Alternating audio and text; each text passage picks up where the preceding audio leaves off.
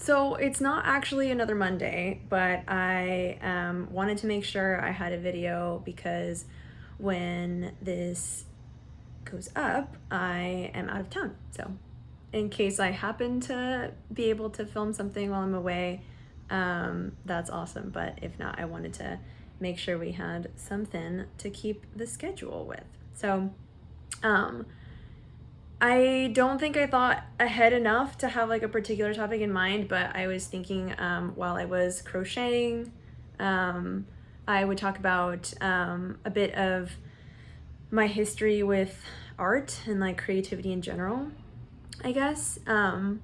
I have literally only taken up crocheting like in the last, I would say, maybe a couple of months.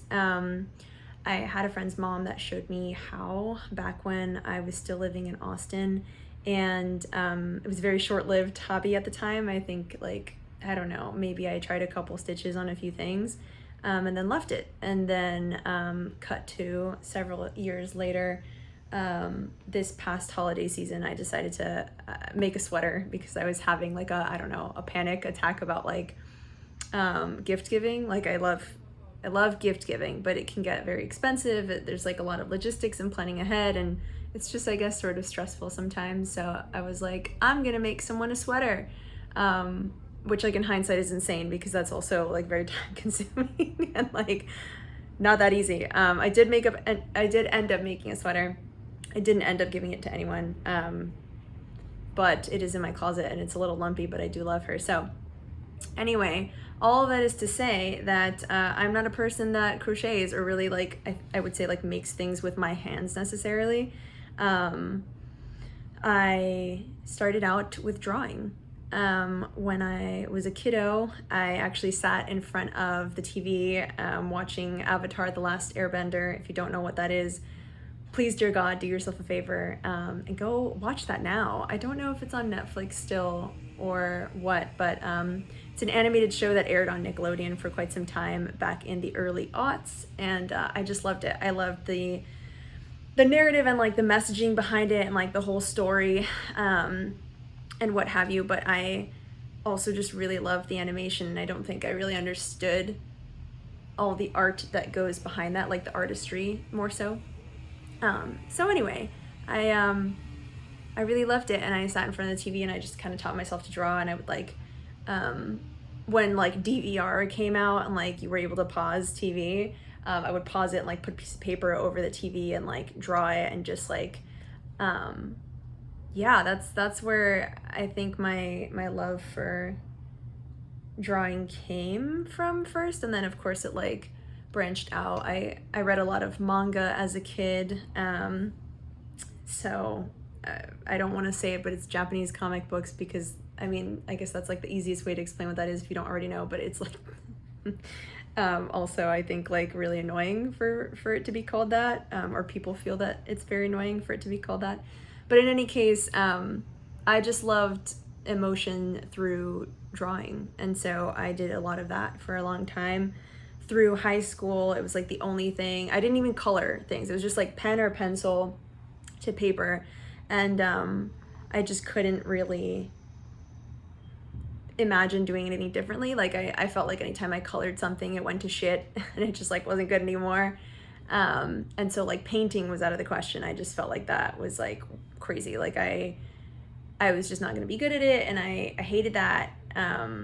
But like that was definitely more mental because I loved anything that had to do with creativity, like anything at all. But I think it was like the fear of like ruining something that I thought was nice.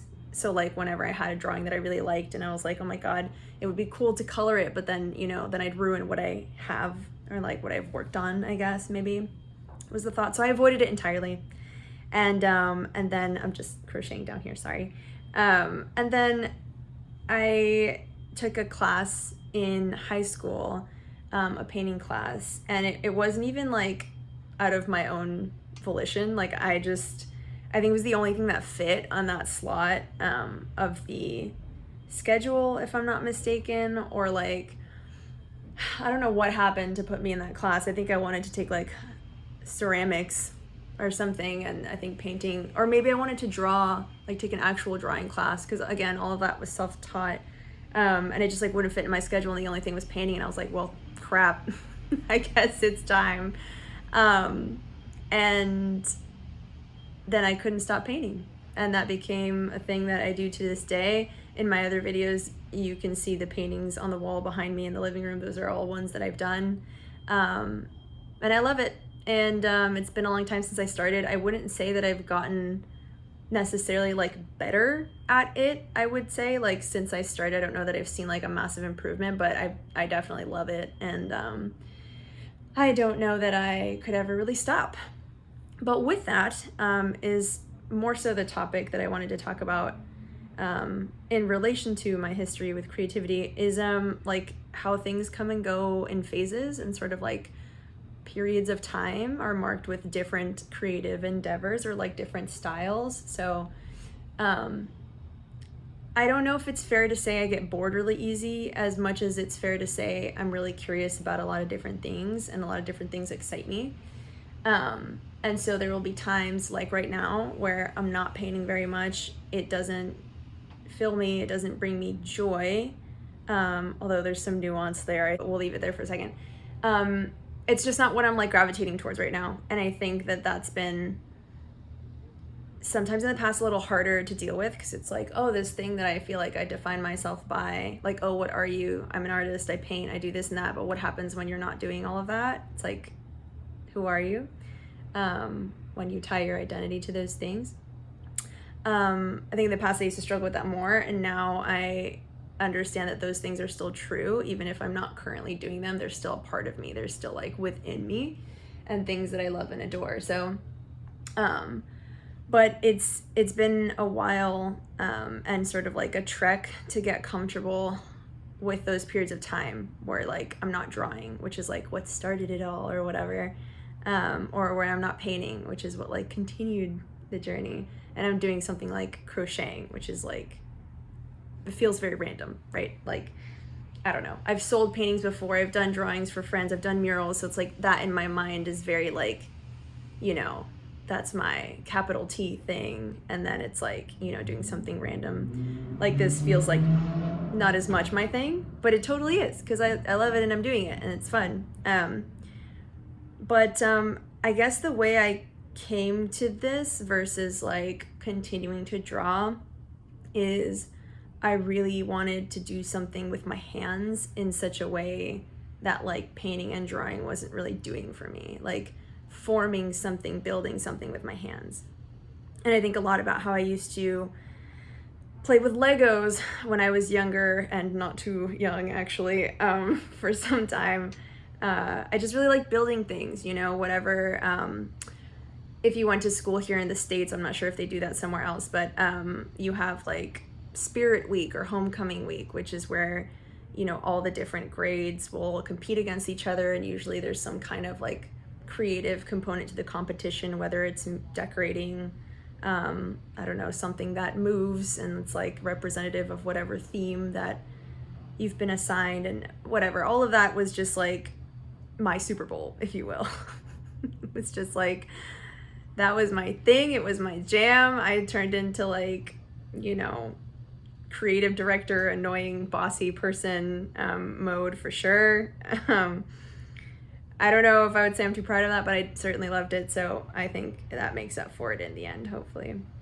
But I just always loved that, and I think I forgot that sort of like tactile payoff, or like how important it is to like get your body into the creative process too, and not just like my brain. Like, I would say with drawing and painting, I do get to that flow state, if you will, that people talk about when they're really into something and the time passes, you know, as you're doing it, like you don't really feel the time passing because it's so fun and you're so lost in it. But I would say a lot of my brain is being used still, like in the planning and the thinking of it. Even though a lot of it is intuitive, it's still very brain focused, and just like, I guess maybe my hand or whatever. But something like working with clay, making little models of houses or things, that's very tactile. It's very like very physical, much more sometimes than it feels like the brain, you know? So I think as someone that works from home, works remotely, and has been doing that for quite a while now, and also I think like post quarantine pandemic time, I think it makes sense that I want to be more in my body than in my head, because I've spent a lot of time in my head, in both those ways I just mentioned and so many more. I just watched a podcast episode with John Green, who, for anyone that doesn't know, is an author of, I guess, both fiction and nonfiction at this point. But he wrote The Fault in Our Stars, if you remember that from, the Tumblr craze era of several years ago. Anyway, he was being interviewed by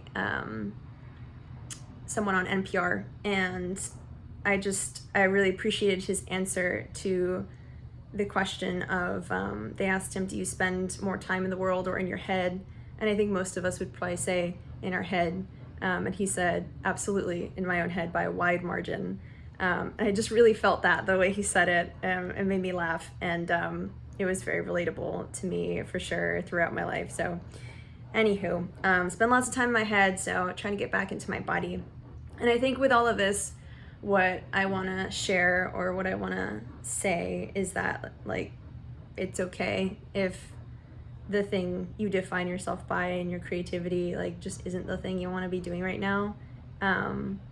But it's still there. Like, this is still creativity. This is still making something. This is still creating where there was once just nothing, really. And so I think a little bit along the lines of what I said in the video just before this, like, whatever iteration of the thing you can do is still important, as long as you keep doing the thing, It doesn't really matter if it's like folding a piece of paper or like, throwing paint at the wall. And I don't say that to like belittle either of those things. I think there are incredible artists that are, like origami artists, or like, splatter paint artists. Like, all of that is incredibly also technically challenging. But what I mean to say is, like, whatever it means to you is okay. And one thing I've really enjoyed is like seeing just where being open to that has taken me, whether it's making a random sweater, or painting a mural for someone in their house, getting paid to do that. Like, that's pretty crazy. So I didn't start as a muralist. I didn't start, as being someone that makes knit stuff, but it's cool to become that, and like let yourself be that. So I hope that meant something, anything at all, to you. But if not, that's all right too. But yeah, I'll see y'all when I come back from my trip, and keep making stuff. And if anyone wants to show me what they've made, let's find a way to do that. That'd be cool. But yeah, see ya.